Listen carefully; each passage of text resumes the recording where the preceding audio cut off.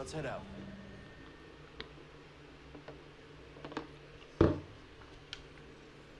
Just having some water.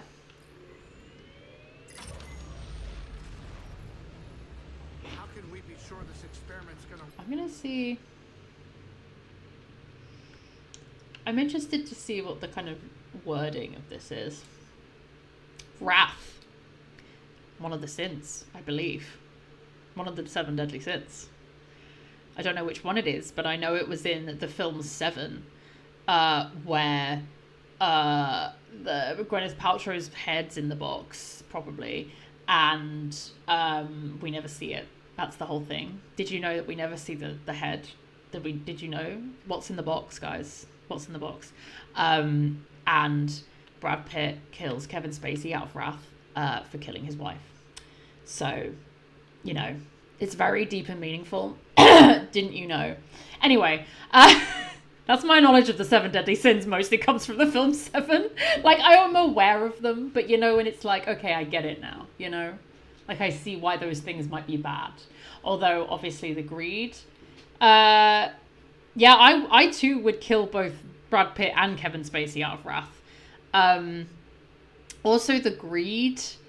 Is it gluttony? The gluttony bit is rough for me, as you can imagine, as a fat person, because what a deeply fatphobic scene.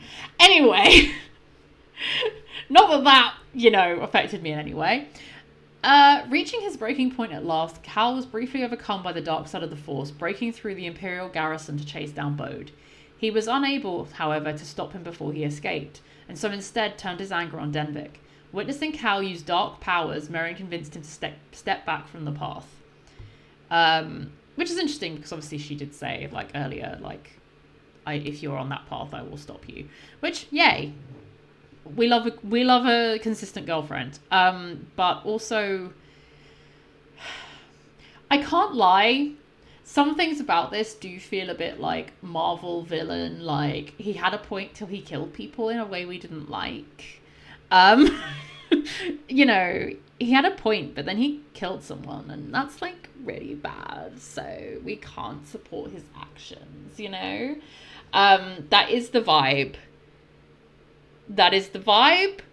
Again, love Merrin down. That's my bitch right there. But I think just the storytelling implications, again, I'm kind of like, I think there's, in terms of the narrative and their powers, like, I can see where, like, yeah, as Adam said earlier, like, the kind of selfish versus selfless avenue kind of goes into it. But also, like, ultimately, why are we defending Denvik? He's a cunt, you know? Like, why are we doing all this for Denvik? Also, yes, justice for Killmonger, he was right.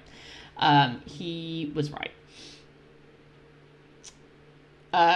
Unethical, sorry, Sarah says, I hear you. I think gluttony was meant to be more like overindulging out of greed and related to greed, but the word and the way people interpret it is not good.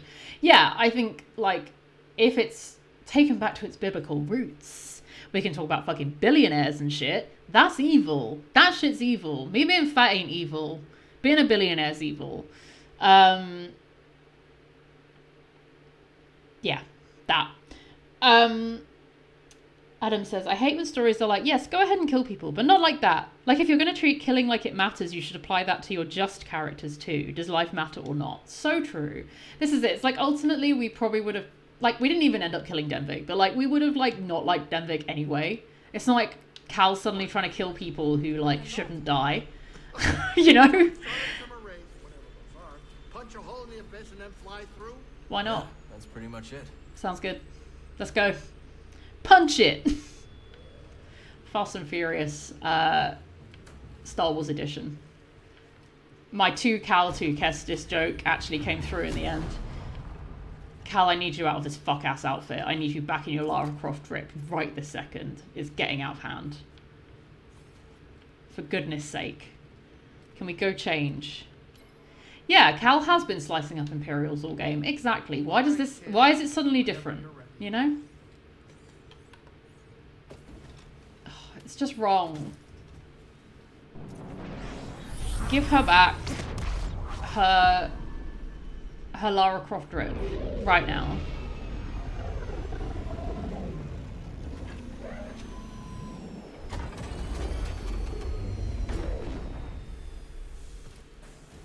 Oh, we're back. Thank goodness. Oh! That was scary. Couldn't deal with it there. Right. I can't remember where I need to go. Yeah, I'm going to be so real. I don't think I'm going to go have any conversations at Pyloon's Saloon right now. There's some other shit going on.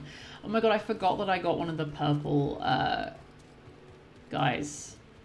Me. I've got other shit going on. Me immediately goes to my Neko. Okay, we just got a pet of Boggling. It's very important. That's it.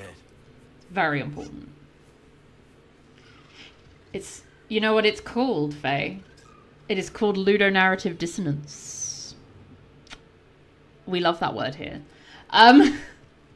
You probably know that. I just like, sorry, Neko, sorry. I just like getting the chance to say ludonarrative dissonance because it makes me sound smart. We love a ludonarrative dissonance mention. In fact, we need a little like ludonarrative dissonance klaxon in our chat, I think. Everyone ring the klaxon. The klaxon? Oh, is there Last of Us discourse? Discourse? Is there Last of Us discourse about it? I did not know. Okay, where? Oh, I do know. Hang on. Wait. I know there's a bit. Okay, it's up there. Yeah, that's fine. I can do that.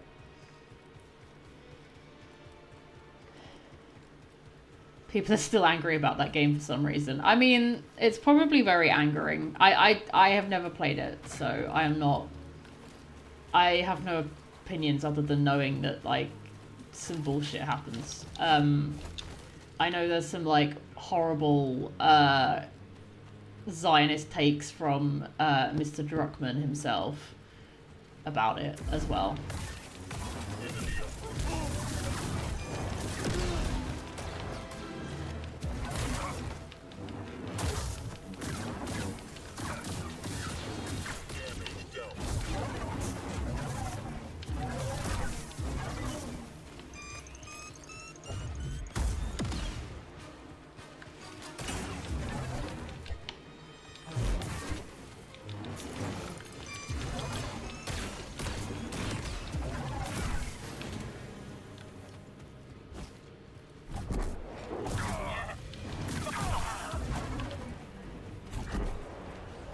Sorry guys, just gonna kill these guys a second.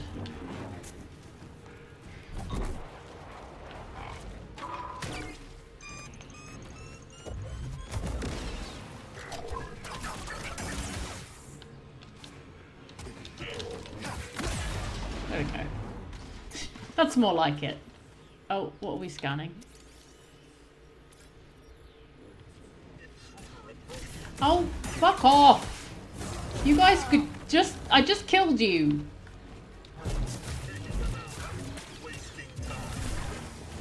Yeah, you are wasting my time. Little bitch.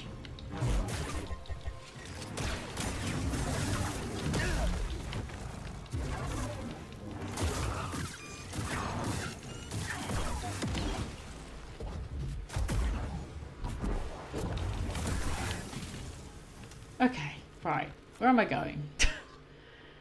That way. Probably. Kind of. Maybe this way?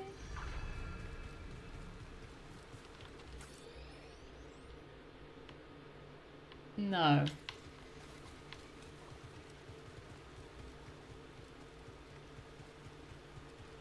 I don't know where I'm going.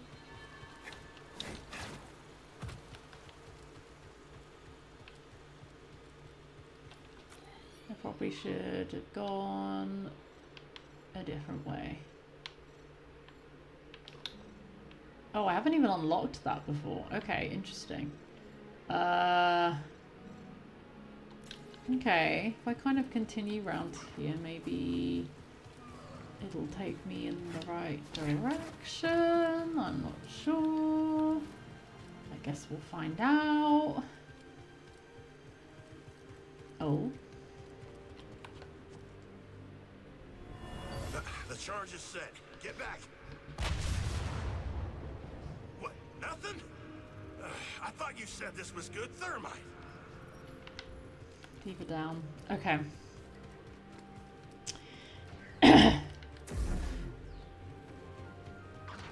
So, the Last of Us 2 discourse about it. It was the centerpiece for that discussion about ludonarrative dissonance. Interesting. Tomb Raider interestingly tries to address this in the first game, but by the time you get to the third one, Lara barely blinks an eye at killing people. Arguably the most infuriating part of Last of Us 2 is the Zionist propaganda. I mean, yes. And yes, maybe I should rewatch that, honestly. It's because I've never played the games, so I just simply, like, was like, I think I probably watched it, but didn't really, like, absorb it, you know what I mean? So it's just one of those things.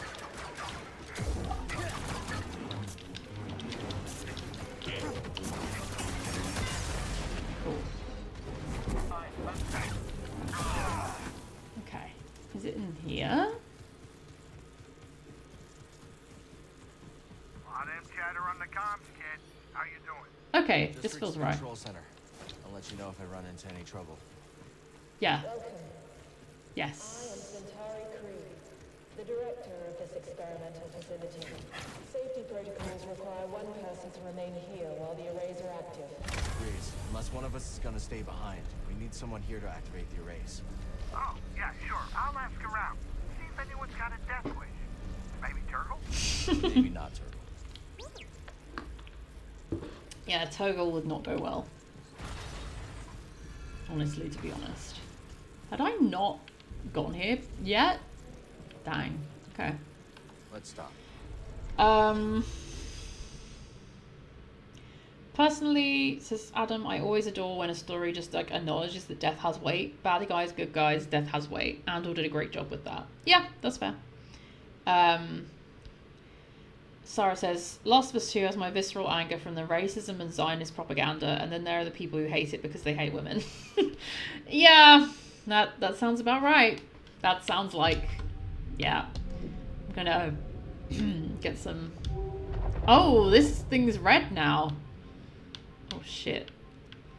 Well, Cal's evil era here, I guess. I don't really want any of that. Let's do that.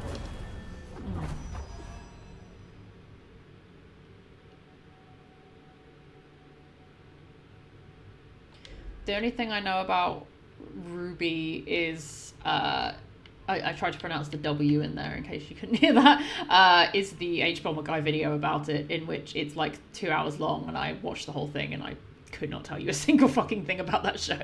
So, it's not for me. Cool. We love to increase some life. Yeah, damn, that's all red now. Shit. It's gone from purple to red. Why is that one the only one that's on?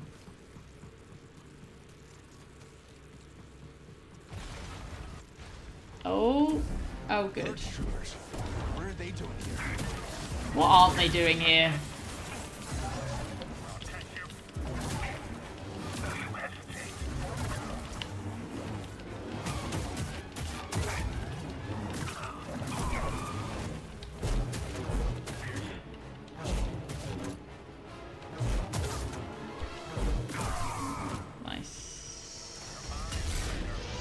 Oh.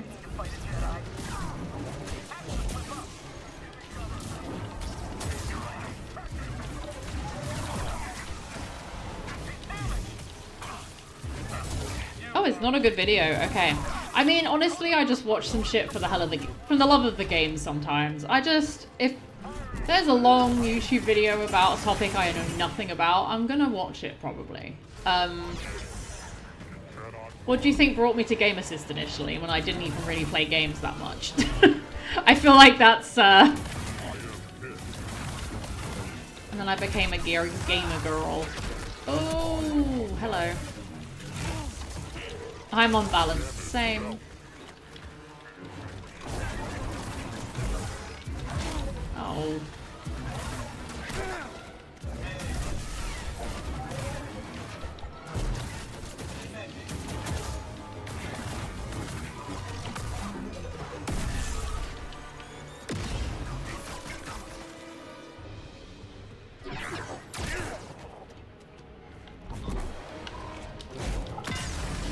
Nice. Double nice. Okay. There's another one. Oh my god, there are so many guys! Sick of them.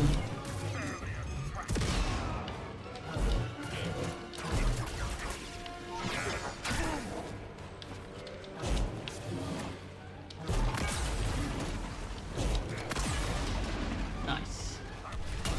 Oh! The guys keep coming and they don't stop coming.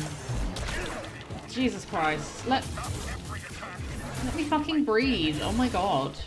I mean, I can't just key smash the same fucking thing over and over again? What is even the point of this game? Ah!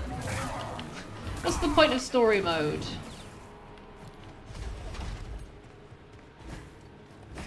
Okay, can I... I've got... There we go.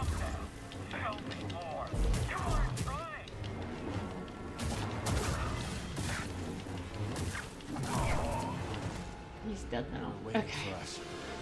Maybe Bo told him we were coming. God, that was a lot. Okay. Oh. Impressive. So, this is your kingdom. I work with many talented scientists. None as talented as you, Centauri. And yet we've reached Okay, an impasse. Danganronpa. God.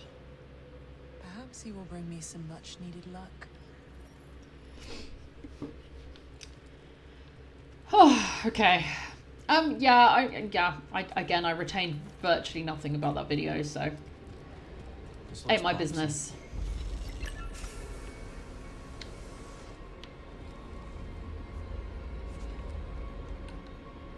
Flirting Imperials. No, that was Dagangera and Santari Greez. So actually they're flirting High Republic Jedi.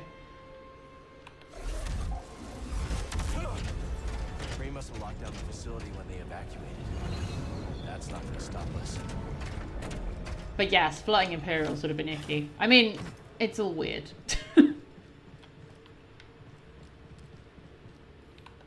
also, yeah, I do refer to Dangangera as Danganronpa always. Is that worse or better? I mean, it's definitely interesting. How am I getting up? Controls must be elsewhere. Are you fucking kidding me? How? No lift platform here. Are you Where do I go? Bitch. What? What the hell? Do I have... Have I not... What? Was I meant to have unlocked something from somewhere in a way that I haven't? Oh, it's here. Everything's fine. Everyone calm down. I was like, I'm sorry. What the fuck? Yeah, the map in these games does suck. Yeah, it has to be said. It's not great. So yeah, it is kind of interesting that Republic era Jedi, so they're from like 200 years ago. This is when Tanalorr was first discovered. But yeah, basically, the Jedi Order 200 years ago was more open about romantic attachments and relationships. Although, and like some, I think there's like some canonically gay Jedi, etc. I haven't read the books, so I don't know everything. But yeah, that's the overall vibe. So it's just interesting, especially as we know the Jedi Order is the way that it is now. Literally me trying to navigate in video games. I mean, like, what was any of that, quite frankly? Like, I I don't even get it. Yeah, that is the one thing about these games that really needs work. I'm interested to see what they do with the third one, because this one was slightly improved from Fallen Order as well, so my hope is it gets better. See? You made it. Greez informed me you need assistance. Ziva Ziva. It's a long trip. Couldn't have been easy. I might be 200 years old, but I'm as spry as a Padawan. Z is so effie trinket coded. Oh, Cal, this is simply amazing. Can you start the erase when we're in position? Oh, I stand ready for your order. It would be my honor to see Master Greez dream alive once more. We're your master. She's such a diva. So effie trinket coded. I can't believe I've never noticed it before. Oh, am I going down? I'm going down. Okay. Tanalorr. Tanalorr. Mantis, buddy. Go through the abyss. I'm not thrilled about it either. It's the only way we're getting to Tanalorr. What, the effie trinket comparisons? Yeah.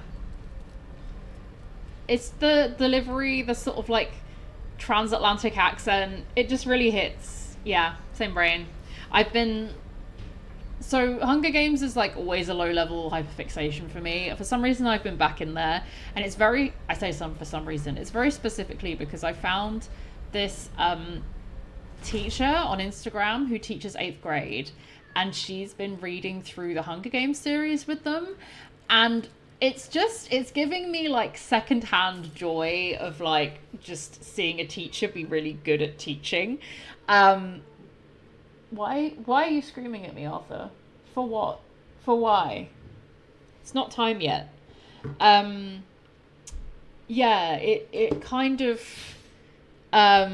it's just really nice because they're just like going through the series, but she's really good at like engaging them, and she'll like read certain lines and she'll be like, do we like this character? What do we think? And she just has this really good like tone, and like, you know, like a kid will say something like, the games are never ethical, or like the games should never be allowed, and she's like, yes, and then she's like, I don't know, she's like just radicalizing these little kids, and it's so cute. I just love it. It makes me so happy. I think it's like the Hunger Games teacher or something like that on Instagram. She's probably got a TikTok as well. That should have been my rec for this month. I don't know why I didn't think of that. I'm sorry. I will add it to next month's rec. But yeah, it's just really cute. I think it's just like a really nice way. I don't know, it's healing my inner child of like having bad teachers, you know, because she's just really sweet and like really cares. But it's like such a nice way to bring like something she's interested in into the classroom, and like all the kids seem to really love it. And like she's also really good at like teaching, because like obviously you've kind of got the whole Peter Gale love triangle, etc. She's good at like showing like she has this little actual red flag, so if like Gale does something that's like red flag behavior, she's like waving it and she's like teaching them why these things are like red flags, like why like being coercive and like, you know, controlling and like things like that are bad things. And you know, it's just like really intelligently done, and it brings me a lot of joy. So yeah, it's so good. It's so good. I'll put it in Discord after this, because it's just like really wholesome and lovely.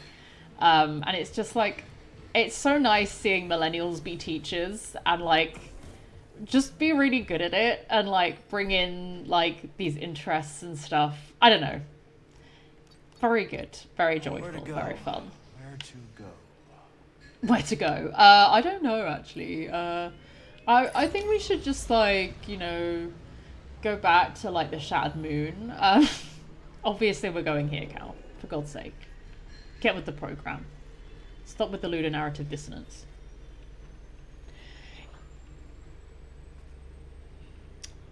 Sarah said, I did see an interesting video arguing that Gale being characterized in the way he is like anti-violent resistance propaganda. I can share it with you. I don't know enough about Hunger Games. You have shared this with me before, Sarah. I think it's nuanced. I think that two things can exist at the same time. That Gale can be like, and like violent resistance, and that aspect of things can be good. I think that we can also acknowledge the fact that like him causing casualties of war and doing war crimes is also bad.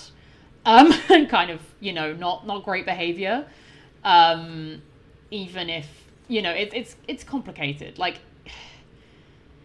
we can also acknowledge that his behavior towards Katniss is deeply red flag behavior. It's complicated and nuanced, but I think that the overall dismissal of Gale as a character isn't helpful. I think he's a very interesting character. I think that there's a lot to unpack with him. I also think that a lot of his behavior I don't like. You know? Like, I think we can balance the two. And he was written to do that. Yes, you're correct. Yeah, you are correct. Yeah. I think the argument is that him being like that is, by extension, characterizing violent resistance as bad. Yeah, space it. Okay, yeah, that makes sense. I think that... Well, what do you think is taking Z so long? I'm going to chew on that. Garrett was the only person to live through what we're about to do. At least we will die together.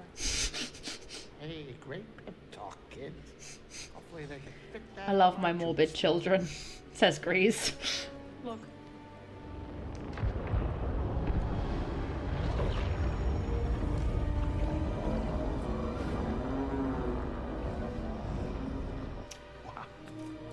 Sort of like how Jacob in Twilight does bad things, but that's part of characterizing him in a racist way. Okay, yeah, I see that. Okay. Yeah, maybe I do need to chew on that a bit. I think that Gale is... I think part of the problem as well is Gale in opposition to Peter. And I think that the... I guess what Gale and Peter symbolize is two different schools of thought, which ultimately Katniss takes both on, because Katniss commits, you know what I mean? Katniss does a lot of violent resistance. I mean, like, the books end with Katniss doing, like, a pretty fucking big violent resistance. Like, pretty fucking huge. That does happen. I think that, yes, Gale can be read as like a cautionary tale against violent resistance, because he leads to the death of like a major character, and it's his actions and his choice to do that violent resistance. I think I do need to maybe like chew on that a bit and kind of unpack it a bit, because there's a lot there to think about. But yeah, okay, that's fair enough, Sarah. I think that's definitely... I'd be interested to watch them with you, actually, the films. Obviously they're not as in-depth as the books, but like, I think they are worth it, in my opinion. And I definitely think the two prequel novels as well that have come out are so fucking good and have no right to be as good as they are.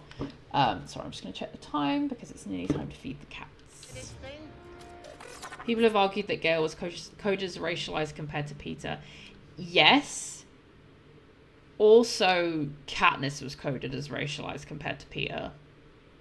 I don't know if that affects exactly this argument, but I think that is worth noting, because Katniss in the books is coded as racialized, very much so, as is Gale. So yeah, as is Haymitch as well, but obviously they made them all white, because Hollywood in it. Yeah, I think, I don't know, Sarah, I think you'd enjoy a little Hunger Games hyperfixation. That's what I'm saying. That's all I'm saying. Okay, let's go to Tanalorr. Let's stop putting it off and go to Tanalorr, I guess. Get in, loser, we're going to Tanalorr. I don't know, any other stupid jokes to make about going to Tanalorr?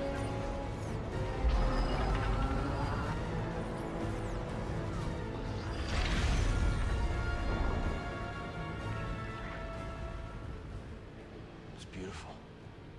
Oh, yeah.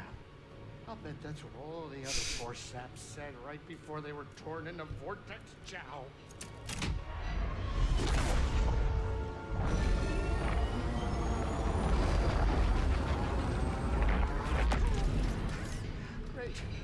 it's an obstacle course.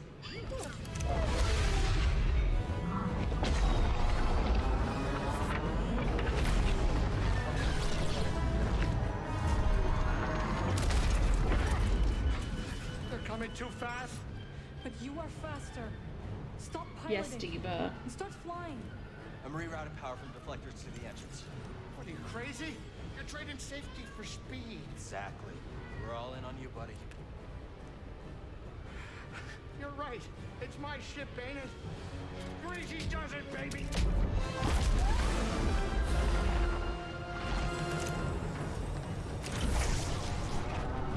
Punch it.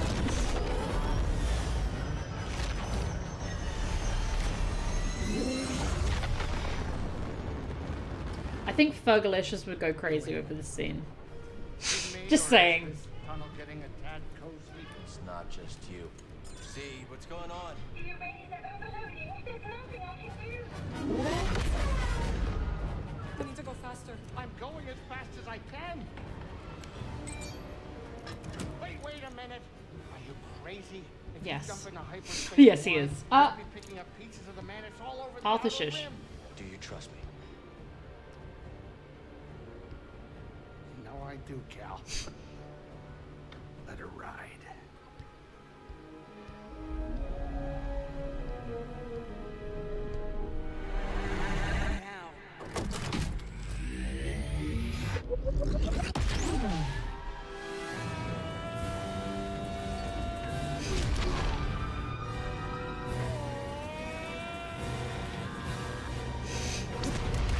I love that Greez is the only one screaming.